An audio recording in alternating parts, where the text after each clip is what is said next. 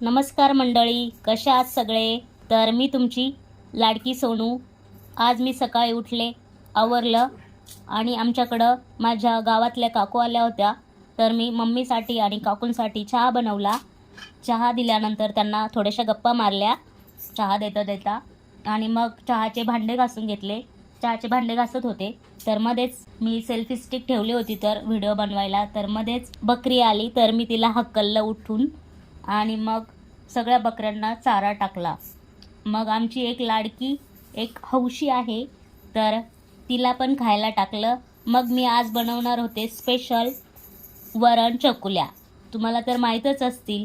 आधी मी डाळीला फोडणी दिली आणि नंतर मस्तपैकी चकुल्या लाटून घेतल्या. चकुल्या लाटून झाल्यानंतर एकदम भारी झाल्या होत्या त्या.